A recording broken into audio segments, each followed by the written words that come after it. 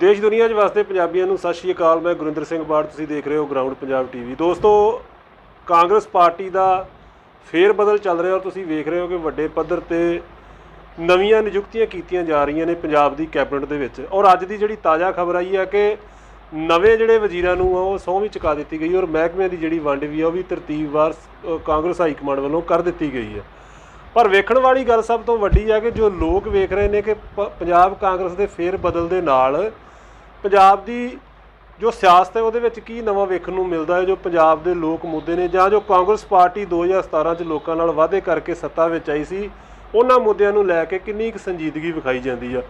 सो इस सारियां गल्लां उत्ते सारे मुद्दों उत्ते विचार चर्चा करांगे। इस विचार चर्चा का हिस्सा बनने लई मेरे नाल भाई जोरावर सिंह जी नाला मौजूद ने। उन्होंने को जानते हैं कि वो सियासत नूं किस नज़र नाल वेख रहे हैं कि कांग्रेस पार्टी पंजाब की जो रणनीति उलीकी सी उन्होंने पूरा कर पाउंदी है कि जां 2022 दी विधान सभा चोणां नूं लैके वो लोगों च जाण लई जिहड़ा एक सियासी पैंतड़ा वरत रही है। सो भाजी स्वागत है पहलों साडे नाल जुड़न लई। पंजाब च कांग्रेस च फेर बदल हो गया, कैबिनेट के अहुदे भी जिहड़े दे दिते गए, कईयां नूं बाहर दा रस्ता विखा दिता गया, कई नवे चेहरिਆਂ नूं शामिल किया गया।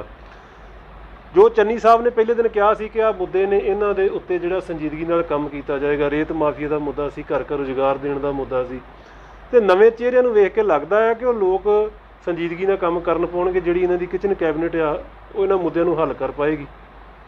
पहली गल तो यह आ कि 20 तरीक नूं चन्नी साहब का चोण होई बतौर मुख मंत्री कि सरदार चरणजीत सिंह चन्नी की अगवाई दे विच जिहड़ी आ पंजाब दे विच सरकार बनूगी। उस कैबिनेट का कौन कौन हिस्सा बनूगा ये तो थोड़ा डिले कर दिता गया, पर मुख मंत्री का फैसला हो गया।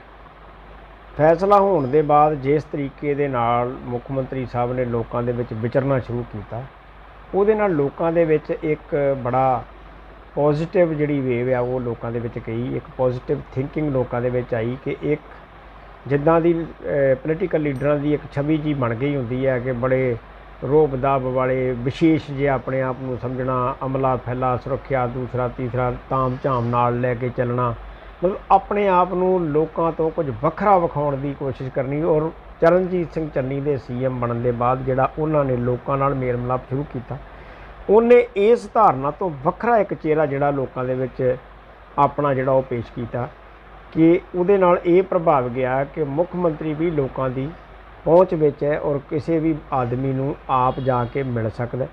और बड़ियां सादियां जिहियां गल्लां कीतियां जिन्हां ने विरोधियों नूं भी टुंबिया, प्रैस का भी ध्यान खिंचिया।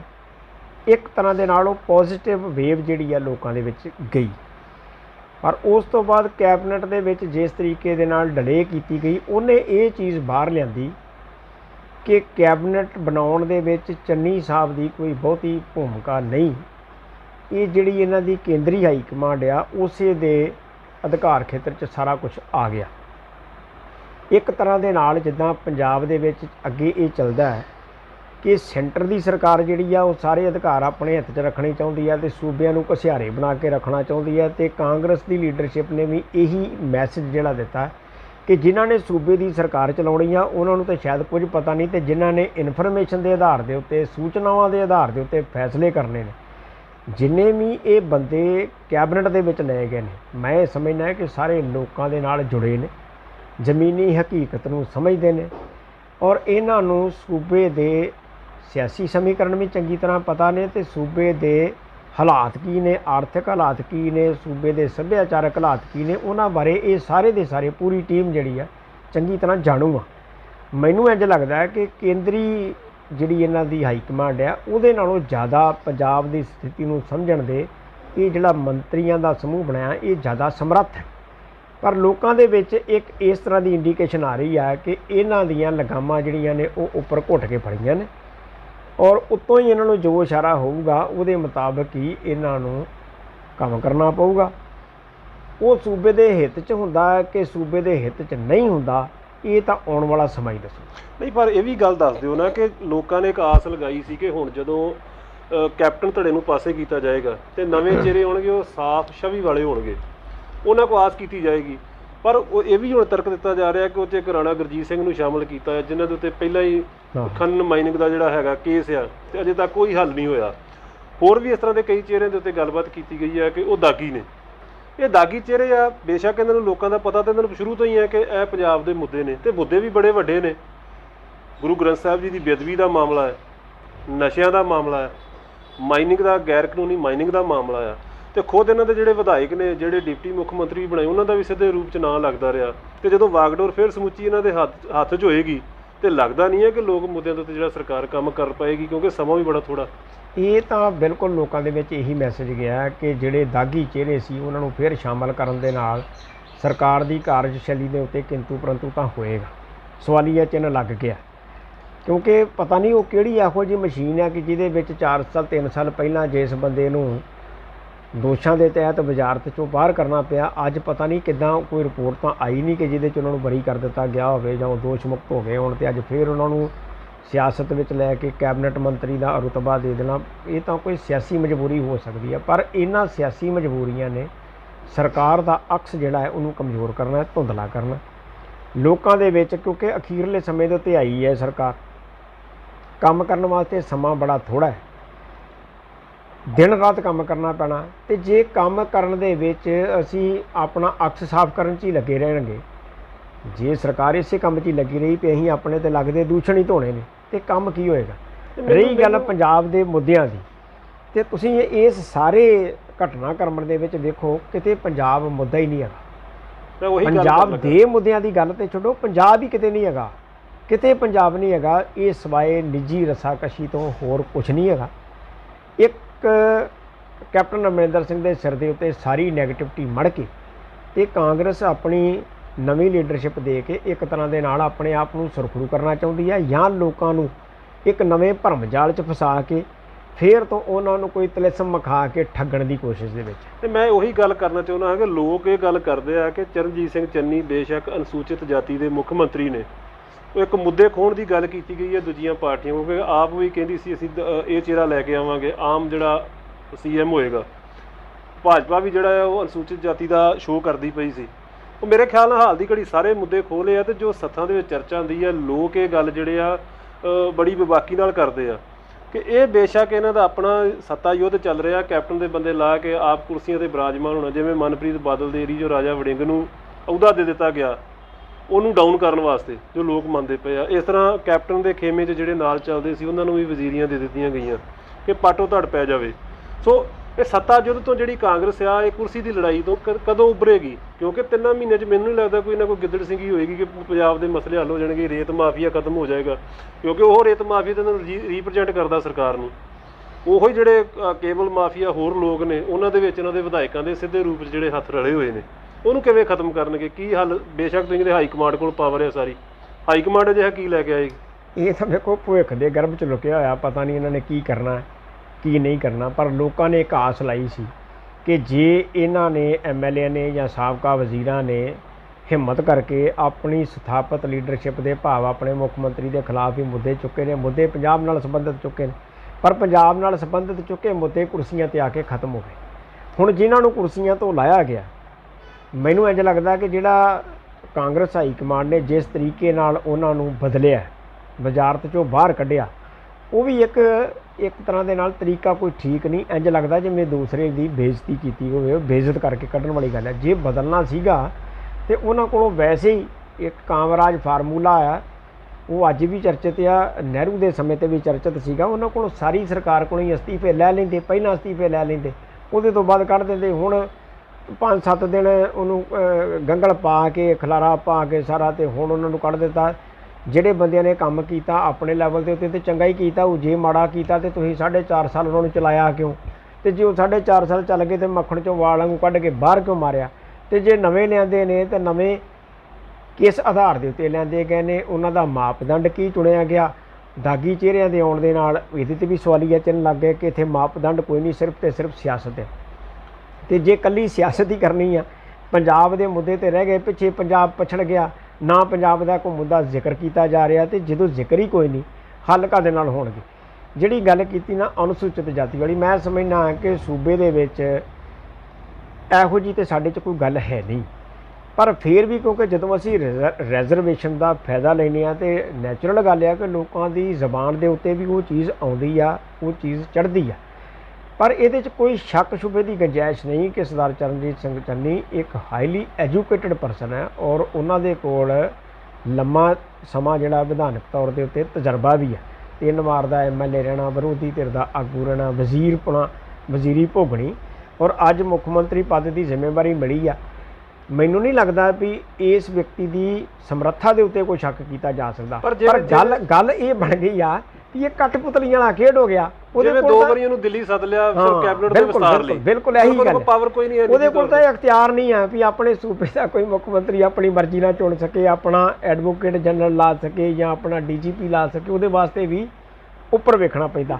ਹੁਣ ਇਹੀ ਤਾਂ ਗੱਲ ਆਪਾਂ ਅੱਗੇ ਕਰ ਰਹੇ ਕਿ ਜਿਹੜੇ ਲੋਕਲ ਬੰਦੇ ਨੇ ਉਹਨਾਂ ਨੂੰ ਪਤਾ ਹੈ ਕਿ ਸਾਨੂੰ ਐਡਵੋਕੇਟ ਜਨਰਲ ਕਿਹੜਾ ਵਾਰਾ ਖਾਊਗਾ, ਸਾਨੂੰ DGP ਕਿਹੜਾ ਵਾਰਾ ਖਾਊਗਾ, ਜਿਹੜਾ ਸਾਡੇ ਜਿਹੜੇ ਮਕਸਦ, ਜਿਹੜੇ ਸਾਡੇ ਮੁੱਦੇ ਨੇ ਉਹਨਾਂ ਨੂੰ ਹੱਲ ਕਰਨ ਵਿੱਚ ਸਾਡਾ ਸਹਿਯੋਗ ਕਰ ਸਕੇ। ਜਦੋਂ ਕੇਂਦਰ ਹੀ ਤੈਅ ਕਰੂਗਾ ਤੇ ਫਿਰ ਇਹਦਾ ਮਤਲਬ ਹੈ ਵੀ ਪਿੱਛੇ ਵੀ ਕੇਂਦਰ ਦੀ ਰਾਹੀਂ ਹੁੰਦਾ ਹੋਊਗਾ ਜੋ ਕੁਝ ਹੁੰਦਾ ਹੋਊ, ਜਿਹੜਾ ਅਜੇ ਤੱਕ ਇਹਨਾਂ ਖਲਾਰਾ ਪਿਆ ਰਿਹਾ ਤੇ ਉਹਨਾਂ ਦਾ ਕੀਤਾ ਕੁਛ ਨਹੀਂ। ਫਿਰ ਆਪਾਂ ਤੇ ਅੱਜ ਇਹੋ ਹੀ ਸਮਝ ਸਕਦੇ ਹਾਂ ਵੀ ਕੇਂਦਰ ਨਹੀਂ, ਫਿਰ ਕੈਪਟਨ ਸਾਹਿਬ ਨੂੰ ਵੀ ਇਹੋ ਗਰਸ ਕੇ ਰੱਖਿਆ ਹੋਊਗਾ ਵੀ ਤੁਹਾਂ ਕੱਖ ਨਹੀਂ ਕਰਨਾ, ਤੁਹਾਂ ਕੱਖ ਨਹੀਂ ਕਰਨਾ, ਕਿਉਂਕਿ ਹੋਇਆ ਤੇ ਅਜੇ ਤੱਕ ਕੁਝ ਵੀ ਨਹੀਂ। ਬੜੇ ਸੰਵੇਦਨਸ਼ੀਲ ਮੁੱਦੇ ਨੇ। ਗੁਰੂ ਗ੍ਰੰਥ ਸਾਹਿਬ ਦੇ ਮੁੱਦੇ ਦੇ ਉੱਤੇ ਇੰਨੀ ਸਿਆਸਤ ਹੋਈ ਆ 2015 ਤੋਂ ਜਦੋਂ ਸ਼ੁਰੂ ਹੋਇਆ ਉਹਦੇ ਤੋਂ ਲੈ ਕੇ ਹੁਣ ਤੱਕ ਇੰਨੀ ਸਿਆਸਤ ਹੋਈ ਆ। ਸਾਡੇ ਵਾਸਤੇ ਤੇ ਸਾਰੇ ਹੀ ਚੋਰ ਨੇ ਤੇ ਸਾਡੇ ਵਾਸਤੇ ਸਾਰੇ ਹੀ ਸਾਧ ਨੇ ਜਿੰਨਾ ਚਿਰ ਤੱਕ ਫੜੇ ਨਹੀਂ ਜਾਂਦੇ।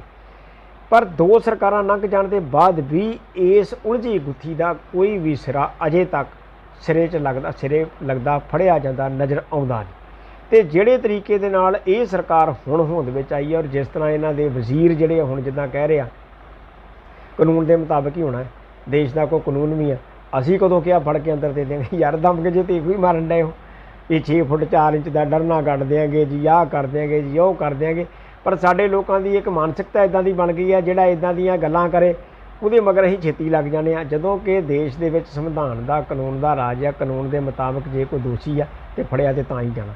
ਐਵੇਂ ਜ਼ਬਰਦਸਤੀ ਕਿਸੇ ਨੂੰ ਫੜ ਕੇ ਅੰਦਰ ਦਿਓਗੇ, ਗੱਲ ਲੰਬੀ ਹੁੰਦੀ ਆ, ਉਹਨੂੰ ਐਡਵਾਂਟੇਜ ਮਿਲੇਗਾ ਉਹਦਾ। ਗੱਲ ਲੰਬੀ ਹੁੰਦੀ ਆ। ਮੈਂ ਉਹ ਬੇਅਦਬੀ ਦੇ ਮੁੱਦੇ ਤੁਸੀਂ ਗੱਲ ਕੀਤੀ ਆ, ਇਹ ਤੋਂ ਪਹਿਲਾਂ ਮੈਂ ਨਾਲ ਹੀ ਇਹ ਛੋਣਾ ਚਾਹੁੰਦਾ ਗੱਲ ਨੂੰ ਕਿ ਰੇਤ ਖਨਨ ਮਾਮਲੇ ਦੀ ਗੱਲ ਆ ਕਿ ਵੱਡੇ ਪੱਧਰ ਤੇ ਰੇਤ ਮਾਫੀਆ ਜਿਹੜਾ ਆ ਉਹ ਉਪਜਾਊ ਜ਼ਮੀਨਾਂ 'ਚੋਂ ਰੇਤ ਕੱਢਦਾ। ਇਹ ਨਾਲਾ ਏਰੀਆ ਦੀ ਗੱਲ ਕਰ ਲਈਏ, ਸਰਹੱਦੀ ਖੇਤਰ ਆ, ਬੜਾ ਕੁਝ ਇੱਥੇ ਵਾਪਰਿਆ। ਕੁਝ ਕਹਿੰਦੇ ਆ ਕਿ ਸ਼ੱਕ ਕੀਤਾ ਜਾਂਦਾ ਕੁਝ ਜਿਨ੍ਹਾਂ ਦੀਆਂ ਮੌਤਾਂ ਹੋਈਆਂ ਨੇ ਉਹਨਾਂ ਦੇ ਪਿੱਛੇ ਵੀ ਕਿਤੇ ਨਾ ਕਿਤੇ ਸਿਆਸਤ ਕੰਮ ਕਰਦੀ ਆ।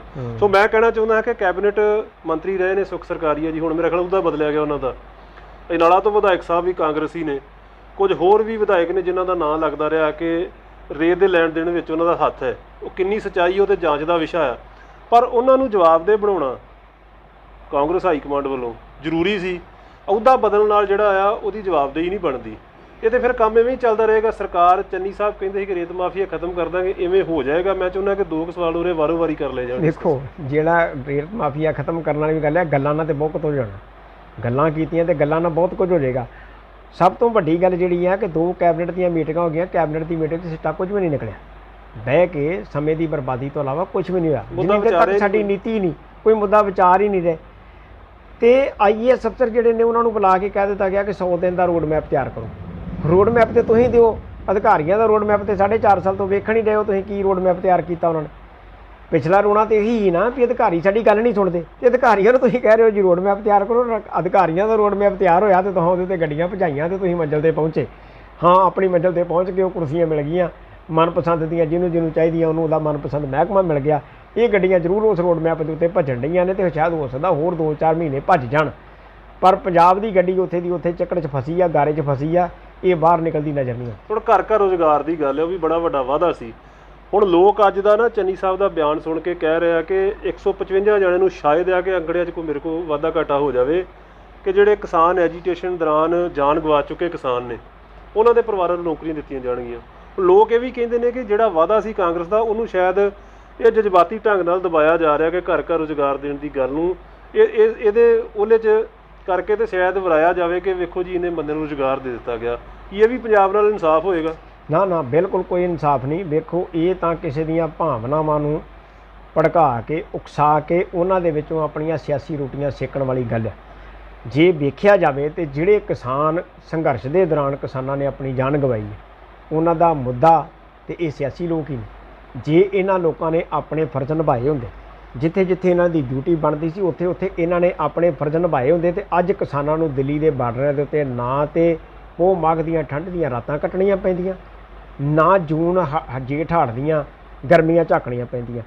ਕਰੋਨਾ ਵਰਗੀ ਮਹਾਮਾਰੀ ਦੇ ਦੌਰਾਨ ਵੀ ਕਿਸਾਨ ਆਪਣੀ ਜਾਨ ਜੋਖਮ 'ਚ ਪਾ ਕੇ ਆਪਣੇ ਅਧਿਕਾਰਾਂ ਦੀ ਲੜਾਈ ਲੜਨ ਦੇ ਨੇ। ਕਿਹਦੇ ਕਰਕੇ? ਅਸੀਂ ਜਿਹੜੇ ਨੁਮਾਇੰਦੇ ਚੁਣੇ ਉਹਨਾਂ ਦੇ ਨਿਕੰਮੇ ਹੋਣ ਕਰਕੇ, ਕਿਉਂਕਿ ਉਹਨਾਂ ਨੇ ਆਪਣੇ ਬਣਦੇ ਫਰਜ਼ ਨਹੀਂ ਨਿਭਾਏ। ਇੱਕ ਕਿਸਾਨਾਂ ਦੀ ਵੀ ਗੱਲ ਆਮ ਕਰਕੇ ਇੱਕ ਗਾਣਾ ਬੜਾ ਪ੍ਰਚਲਿਤ ਹੋਇਆ ਅੱਜ ਕੱਲ੍ਹ, ਫਸਲਾਂ ਦੇ ਫੈਸਲੇ ਕਿਸਾਨ ਕਰੂਗਾ, ਤੈਨੂੰ ਦਿੱਲੀਏ ਇਕੱਠ ਪਰੇਸ਼ਾਨ ਕਰੂਗਾ। ਇਕੱਠ ਨੇ ਦਿੱਲੀ ਪਰੇਸ਼ਾਨ ਤੇ ਕੀਤੀ ਨਹੀਂ, ਤੇ ਫਸਲਾਂ ਦੇ ਫੈਸਲੇ ਕਿਸਾਨ ਕਰੂਗਾ ਕਿੱਥੇ? ਸੜਕ 'ਤੇ ਬਹਿ ਕੇ। ਕਿਸਾਨ ਫੈਸਲੇ ਕਰੂਗਾ ਉਹਨਾਂ ਸਦਨਾਂ ਦੇ ਵਿੱਚ ਬਹਿ ਕੇ ਜਿੱਥੇ ਇਹ ਫੈਸਲੇ ਹੁੰਦੇ ਨੇ, ਪਰ ਉੱਥੇ ਫੈਸਲੇ ਕਰਨ ਵਾਸਤੇ ਤੇ ਕੋਈ ਨੀਤੀ ਹੈ ਨਹੀਂ। ਜਿੰਨੀ ਦੇਰ ਤੱਕ ਨੀਤੀ ਨਹੀਂ, ਉੱਥੇ ਸਾਡੇ ਬੰਦੇ ਕਿਸਾਨ ਹਮਦਰਦ ਬੰਦੇ ਜਾਣਗੇ ਨਹੀਂ। ਫੈਸਲੇ ਕਿੱਦਾਂ ਹੋਣਗੇ? ਜਦੋਂ ਉੱਥੇ ਵਪਾਰੀ ਜਾਣਗੇ, ਕਾਰਪੋਰੇਟਾਂ ਦੇ ਸਕੇ ਸੋਦਰੇ ਜਾਣਗੇ ਤੇ ਉਹਨਾਂ ਦੇ ਹਿੱਤ ਦੇ ਫੈਸਲੇ ਕਰਨਗੇ, ਉਹ ਕਿਸਾਨ ਦੇ ਹਿੱਤ ਦਾ ਫੈਸਲਾ ਨਹੀਂ ਕਰਨਗੇ। ਇਸ ਕਰਕੇ ਜੇ ਦਿੱਲੀ ਨੂੰ ਪਰੇਸ਼ਾਨ ਕਰਕੇ ਤੇ ਫਸਲਾਂ ਦੇ ਫੈਸਲੇ ਕਿਸਾਨ ਨੇ ਕਰਨੇ ਨੇ, ਤੇ ਪਹਿਲਾਂ ਕਿਸਾਨ ਫੈਸਲੇ ਕਰਨ ਲਈ ਸਮਰੱਥਾਵਾਨ ਲੋਕਾਂ ਨੂੰ ਉਸ ਸਦਨ ਤੱਕ ਪਹੁੰਚਾਵੇ ਜਿਹੜੇ ਜਾ ਕੇ ਉੱਥੇ ਕਿਸਾਨੀ ਦੀ ਗੱਲ ਕਰ ਸਕਣ। ਜਿੰਨੀ ਦੇਰ ਤੱਕ ਉੱਥੇ ਕਾਰਪੋਰੇਟਰਾਂ ਦੇ ਦਲਾਲ ਬਹਿਣਗੇ, ਕਿਸਾਨਾਂ ਦੇ ਵਾਸਤੇ ਫਿਰ ਸੰਘਰਸ਼ ਹੀ ਰਹਿ ਜਾਣਗੇ। ਸੰਘਰਸ਼ ਜਿਹੜੇ ਨੇ ਪਿਛਲੇ ਸਮੇਂ ਦੇ ਵਿੱਚ ਵੀ ਕਿੰਨੇ ਹੋਏ ਨੇ, ਤੁਸੀਂ ਵੇਖੋ ਬਈ ਪੰਜਾਬ ਦੇ ਵਿੱਚ ਚਲੋ ਮੈਂ ਚਾਹੁੰਦਾ ਸੰਘਰਸ਼ ਦੀ ਗੱਲ ਲੰਮੀ ਹੋ ਜਾਣੀ ਆ, ਗੱਲ ਮੁੱਦਿਆਂ ਤੇ ਕੇਂਦਰਿਤ ਰਵੇ। ਇਹ ਤੋਂ ਇਲਾਵਾ ਜਿਹੜੀ ਆਪਾਂ ਗੱਲ ਕਰਨੀ ਸੀ ਘਰ ਘਰ ਰੁਜ਼ਗਾਰ ਤੋਂ ਇਲਾਵਾ, ਕਿ ਨਸ਼ਿਆਂ ਦਾ ਬੜਾ ਵੱਡਾ ਮੁੱਦਾ। ਕੈਪਟਨ ਸਰਕਾਰ ਨੇ ਕਿਹਾ, ਕੈਪਟਨ ਸਾਹਿਬ ਨੇ ਕਿਹਾ ਕਿ ਮੈਂ ਨਸ਼ਿਆਂ ਦੀ ਸਪਲਾਈ ਲਾਈਨ ਜਿਹੜੀ ਤੋੜ ਦਿੱਤੀ ਹੈ ਲਗਭਗ ਆਪਣੇ ਵਾਅਦੇ ਅਨੁਸਾਰ, ਪਰ ਪ੍ਰਸ਼ਾਸਕ ਅਧਿਕਾਰੀ ਅਜੇ ਵੀ ਇਹ ਦਾਅਵਾ ਕਰਦੇ ਆ ਕਿ ਸਾਨੂੰ ਲਗਭਗ ਪਤਾ ਆ ਕੌਣ ਕਿੱਥੇ ਨਸ਼ਾ ਕਿੰਨਾ ਵੇਚਦਾ, ਪਰ ਉਹਦੇ ਕਿਤੇ ਨਾ ਕਿਤੇ ਸਿਆਸਤ ਨਾਲ ਵੀ ਗੂੜੇ ਸੰਬੰਧ ਨੇ। ਕਿਤੇ ਨਾ ਕਿਤੇ ਕੋਈ ਉਹਦਾ ਪਿੱਛੇ ਆਕਾ ਅਜਿਹਾ ਬੈਠਾ ਹੈ ਕਿ ਸਾਨੂੰ ਵੀ ਹੱਥ ਪਾਉਣ ਲੱਗਿਆ ਸੋਚਣਾ ਪੈਂਦਾ। ਕਈ ਵਾਰੀ ਬੇਵੱਸ ਹੋ ਜਾਂਦੇ ਆ, ਮਜਬੂਰ ਹੋ ਜਾਂਦੇ ਆ। ਤੇ ਸਰਕਾਰ ਦੀ ਸਰਪ੍ਰਸਤੀ ਹੋਵੇ ਪੰਜਾਬ 'ਚ, ਫਿਰ ਵੀ ਨਸ਼ੇ ਇਸ ਤਰ੍ਹਾਂ ਚੱਲਦੇ ਰਹਿਣ, ਤੇ ਸਰਕਾਰ ਹੁਣ 3 ਮਹੀਨਿਆਂ 'ਚ ਕੀ ਰਣਨੀਤੀ ਲੈ ਕੇ ਆਏਗੀ ਕਿ ਹਾਂ ਜੀ ਇਹ ਸਾਰੇ ਖਤਮ ਕਰ ਦਿੱਤੇ ਜਾਣਗੇ? ਵੇਖੋ ਨਾ ਬਾੜ ਸਾਹਿਬ, ਗੱਲ ਇਹ ਆ ਵੀ ਹੱਥ ਕੰਗਣ ਨੂੰ ਆਰਸੀ ਦੀ ਕੀ ਲੋੜ ਹੈ? ਅੱਗੇ ਤੇ ਨਾ ਲੱਗਦਾ ਸੀਗਾ ਕਿ ਬਾਰਡਰ ਪਾਰੋਂ ਆਉਂਦਾ, ਹੁਣ ਤੇ ਸਾਬਤ ਹੋ ਗਿਆ ਕਿ ਅਡਾਨੀ ਦੀ ਬੰਦਰਗਾਹ ਤੋਂ 3000 ਕਿਲੋ ਹੈਰੋਇਨ ਜਿਹੜੀ ਉਹ ਫੜੀ ਗਈ ਆ। ਤੇ ਅਡਾਨੀ ਦੇ ਗੋਦਾਮਾਂ ਦੇ ਵਿੱਚੋਂ ਕਿੱਥੇ ਕਿੱਥੇ ਸਪਲਾਈ ਹੋਣੀ ਸੀ? ਇਹ ਤਾਂ ਸੈਂਟਰ ਸਰਕਾਰ ਪੁੱਛੇ ਨਾ ਵੀ ਕਿੱਥੇ ਕਿੱਥੇ ਜਾਣੀ ਸੀ। ਮੈਨੂੰ ਤਾਂ ਇੰਝ ਲੱਗਦਾ ਵੀ ਇਹ ਕਾਰਪੋਰੇਟਾਂ ਨੇ ਜਿੱਥੇ ਕਿਸਾਨੀ ਤੇ ਅੱਖ ਰੱਖੀ ਆ, ਸਾਰੇ ਵਪਾਰ ਤੇ ਅੱਖ ਰੱਖੀ ਆ, ਇਹ ਨਸ਼ਾ ਵੀ ਜਿਹੜਾ ਕਾਰਪੋਰੇਟਾਂ ਨੇ ਆਪਣੇ ਅਧਿਕਾਰ ਖੇਤਰ 'ਚ ਲੈ ਲਿਆ ਵੀ ਇਹ ਨਸ਼ਾ ਵੀ ਹੁਣ ਸਰਕਾਰੀ ਲੈਵਲ ਦੇ ਉੱਤੇ ਜਾਂ ਸਰਕਾਰੀ ਸਰਪ੍ਰਸਤੀ ਹੇਠ ਇਹ ਕਾਰਪੋਰੇਟ ਜਿਹੜੇ ਆ ਉਹ ਵੰਡਣਗੇ, ਉਹਨੂੰ ਥਾਂ ਥਾਂ ਦੇ ਉੱਤੇ ਪਹੁੰਚਾਇਆ ਜਾਏਗਾ। ਪੰਜਾਬ ਦੇ ਵਿੱਚ ਏਡੇ ਏਡੇ ਵੱਡੇ ਸਾਈਲੋ ਜਿਹੜੇ ਅਡਾਨੀ ਦੇ ਬਣਾਤੇ, ਕੀ ਪਤਾ ਸਾਨੂੰ ਕਿ ਉਹਨਾਂ ਸਾਈਲੋਆਂ ਦੇ ਰਾਹੀਂ ਉਹਨਾਂ ਦੇ ਡਿਲੀਵਰੀ ਨਹੀਂ ਹੋਣੀ ਇੱਥੇ। ਤੇ ਕੀ ਸਰਕਾਰ ਨੂੰ ਇਸ ਗੱਲ ਦੀ ਭਿਣਕ ਨਹੀਂ ਹੋਏਗੀ? CID ਨੂੰ ਪਤਾ ਨਹੀਂ ਹੋਏਗਾ? ਬਿਲਕੁਲ। ਵੇਖੋ ਜੀ, ਜੇ ਫੜਿਆ ਗਿਆ ਤੇ ਸਰਕਾਰ ਨੂੰ ਭਿਣਕ ਲੱਗੀ ਹੈ ਤੇ ਫੜਿਆ ਗਿਆ ਨਾ, ਪਰ ਹੁਣ ਫੜੇ ਜਾਣ ਦੇ ਬਾਅਦ ਉਹਦੇ 'ਤੇ ਕਾਰਵਾਈ ਕੀ ਹੁੰਦੀ ਹੈ ਇਹਦਾ ਤੇ ਪਤਾ ਆਉਣ ਵਾਲੇ ਸਮੇਂ 'ਚ ਲੱਗੇਗਾ ਨਾ ਕਿ ਉਹਦੇ ਕੀ ਕਾਰਵਾਈ ਹੁੰਦੀ। ਭਾਵੇਂ ਕਿਸੇ ਨਾ ਕਿਸੇ ਡਰਾਈਵਰ 'ਤੇ ਪਾਉਣ, ਭਾਵੇਂ ਕਿਸੇ ਮੁਲਾਜ਼ਮ 'ਤੇ ਪਾਉਣ, ਕੋਈ ਨਾ ਕੋਈ ਗੋਂਗਲੂਆਂ ਤੋਂ ਮਿੱਟੀ ਝਾੜਨਗੇ, ਪਰ ਇਹ ਤਾਂ ਸਾਬਤ ਹੋ ਗਿਆ ਨਾ ਕਿ ਇਸ ਸਾਰੇ ਘਟਨਾਕ੍ਰਮ ਦੇ ਵਿੱਚ ਇਹਨਾਂ ਵੱਡਿਆਂ ਲੋਕਾਂ ਦਾ ਵੀ ਹੱਥ ਹੈ, ਜਿਹਦੇ ਤੋਂ ਇੰਝ ਲੱਗਦਾ ਹੈ ਵੀ ਇਹ ਹਰ ਪਾਸਿਓਂ ਪੰਜਾਬ ਦੀ ਨੌਜਵਾਨੀ ਨੂੰ, ਕਿਸਾਨੀ ਨੂੰ ਬਰਬਾਦ ਕਰਨ ਦੇ ਉੱਤੇ ਤੁੱਲੇ ਹੋਏ। ਸੋ ਕਰਜ਼ਾ ਕੁਰਕੀ ਦੀ ਗੱਲ ਕਰ ਲਈਏ ਕਿ ਕੈਪਟਨ ਸਾਹਿਬ ਦੀਆਂ ਵੀਡੀਓ ਬੜੀਆਂ ਵੇਖੀਆਂ ਸੀ, ਹੁਣ ਤਾਂ ਉਹ ਸੱਤਾ ਤੋਂ ਲਾਂਭੇ ਹੋ ਗਿਆ ਕਿ ਬੈਂਕਾਂ ਦਾ ਕਰਜ਼ਾ ਵੀ ਅਸੀਂ ਦਿਆਂਗੇ, ਆੜ੍ਹਤੀਆਂ ਦਾ ਵੀ ਅਸੀਂ ਦਿਆਂਗੇ, ਕੋਆਪਰੇਟਿਵ ਸੁਸਾਇਟੀਆਂ ਦਾ ਵੀ ਅਸੀਂ ਦਿਆਂਗੇ। ਕੁਝ ਨਹੀਂ ਹੋਇਆ, ਉਸ ਤਰ੍ਹਾਂ ਹੀ ਬੈਂਕਾਂ ਵਾਲੇ ਉਵੇਂ ਗੇੜੇ ਮਾਰ ਰਹੇ ਆ। ਕੁਝ ਕਿਸਾਨਾਂ ਨੇ ਵੇਖਿਆ ਕਿ ਸ਼ਾਇਦ ਮਾਫ ਹੋ ਜਾਣਾ, ਉਹਨਾਂ ਨੇ ਆਪਣੀ ਛਵਾਈ ਵੀ ਜਿਹੜੀ ਉਹ ਵੀ ਰੋਕ ਲਈ। ਬੈਂਕਾਂ ਵਾਲੇ ਜਵਾਬਦੇਹੀ ਮੰਗਦੇ ਨੇ ਕਿ ਕਰਜ਼ਾ ਦਿਓ, ਤਾਰੋ, ਵਾਪਸ ਕਰੋ। ਕਿ ਚੰਨੀ ਸਾਹਿਬ ਇਹਦੇ ਬਾਰੇ ਕੀ ਸਟੈਂਡ ਲੈਣਗੇ? ਕਿਉਂਕਿ ਇਹ ਤੇ ਪਰਦਾ ਤੇ ਪਾਇਆ ਨਹੀਂ ਜਾ ਸਕਦਾ ਜੇ ਇੰਨਾ ਕਰ ਦਿਆਂਗੇ, ਜੇ ਇੰਝ ਕਰ ਦਿਆਂਗੇ। ਜੋ ਵਾਅਦਾ ਸੀ ਕਾਂਗਰਸ ਸਰਕਾਰ ਦਾ ਸੀ, ਇਕੱਲੇ ਕੈਪਟਨ ਸਾਹਿਬ ਦਾ ਨਹੀਂ ਸੀ। ਲੋਕ ਜਵਾਬ ਮੰਗਦੇ ਆ ਕਿ ਉਹ ਮਾਫ ਹੋਣਗੇ। ਦੇਖੋ, ਜਿਹੜੀ ਆ ਨਾ ਗੱਲ ਲੋਕਾਂ ਨੂੰ ਸਹੂਲਤਾਂ ਦੇਣ ਦੀ, ਇਹ ਨਿਰਭਰ ਕਰਦੀ ਆ ਆਰਥਿਕਤਾ ਦੇ ਉੱਤੇ। ਵਿੱਤ ਵਿਭਾਗ ਇਹਦੇ ਵਾਸਤੇ ਸਭ ਤੋਂ ਜ਼ਿਆਦਾ ਰਸਤੇ ਦੇ ਵਿੱਚ ਆਉਂਦਾ। ਰੁਕਾਵਟ ਵੀ ਵਿੱਤ ਵਿਭਾਗ ਨੇ ਬਣਨਾ ਵਾ ਤੇ ਸਾਧਨ ਵੀ ਵਿੱਤ ਵਿਭਾਗ ਨੇ ਬਣਨਾ। ਤੇ ਵਿੱਤ ਮੰਤਰੀ ਜਿਹੜਾ ਕੈਪਟਨ ਸਾਹਿਬ ਦੇ ਨਾਲ ਹੀ ਉਹੀ ਵਿੱਤ ਮੰਤਰੀ ਹੁਣ ਰਿਹਾ। ਨਾ ਤੇ ਸਕੀਮਾਂ ਵਾਸਤੇ ਪੈਸਾ ਉਹਨੂੰ ਪਹਿਲਾਂ ਕੱਢਿਆ, ਨਾ ਉਹਨੇ ਹੁਣ ਕੱਢਣਾ। ਉਹਦੀ ਆਪਣੀ ਮਜਬੂਰੀ ਹੋ ਸਕਦੀ। ਅਸੀਂ ਬਾਹਰ ਬੈਠੇ ਸੋਚਦੇ ਹਾਂ ਕੀ ਪਤਾ ਕੀ ਮਜਬੂਰੀ ਆ, ਕਿਉਂਕਿ ਉਹਨੂੰ ਵੀ ਦਿਸਦਾ ਕਿ ਸਟੇਟ ਦਾ ਰੈਵਨਿਊ ਤਾਂ ਹੈ ਨਹੀਂ ਕਿਤੋਂ।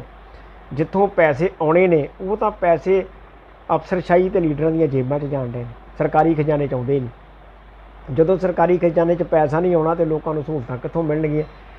ਇਹ ਠੀਕ ਹੈ ਚੰਨੀ ਸਾਹਿਬ ਜਾ ਕੇ ਜੱਫੀ ਜੁੱਫੀ ਪਾ ਕੇ ਕਿਸੇ ਨੂੰ ਖੁਸ਼ ਕਰ ਦੇਣ, ਥੋੜ੍ਹੀ ਬਹੁਤੀ ਸਹੂਲਤਾਂ ਦੇ ਦੇਣ ਤੇ ਦੇ ਦੇਣ, ਪਰ ਪਿਛਲੀ ਸਰਕਾਰ 'ਚ ਮੈਨੂੰ ਤਾਂ ਇੱਦਾਂ ਲੱਗਦਾ ਜੇ ਕਿਤੇ ਉਹਨਾਂ ਦੇ ਅੰਕੜੇ ਇਕੱਠੇ ਕੀਤੇ ਜਾਣ ਤੇ ਜਿੰਨਾ ਕਿਸਾਨਾਂ ਦਾ ਕਰਜ਼ਾ ਮਾਫ ਕੀਤਾ ਉਹਦੇ ਤੋਂ ਜ਼ਿਆਦਾ ਉਹਦੀ ਐਡਵਰਟਾਈਜ਼ਮੈਂਟ 'ਤੇ ਖਰਚਾ ਕਰਤਾ। ਸੋ ਪ੍ਰਧਾਨ ਜੀ ਇੱਕ ਹੋਰ ਗੱਲ ਜਿਹੜੀ ਸਾਹਮਣੇ ਆਉਂਦੀ ਹੈ ਕਿ ਚੰਨੀ ਸਾਹਿਬ ਨੇ ਗੱਲ ਕੀਤੀ ਆ, ਆਮ ਦੁਕਾਨ ਤੇ ਬਹਿ ਕੇ ਚਾਹ ਪੀਤੀ ਆ, ਰਾਹ ਜਾਂਦਿਆਂ ਨੂੰ ਜੱਫੀ ਪਾ ਕੇ ਮਿਲੇ ਆ। ਲਾਸਟ ਸਵਾਲ ਹੈ ਮੇਰਾ, ਡੀਜੀਪੀ ਸਾਹਿਬ ਨੂੰ ਚਿੱਠੀ ਲਿਖੀ ਹੈ ਕਿ ਮੇਰੀ ਜਿਹੜੀ ਆ ਸਿਕਿਉਰਿਟੀ 'ਚ ਘਟਾਈ ਜਾਵੇ, ਖਰਚਾ ਬਹੁਤ ਆਉਂਦਾ।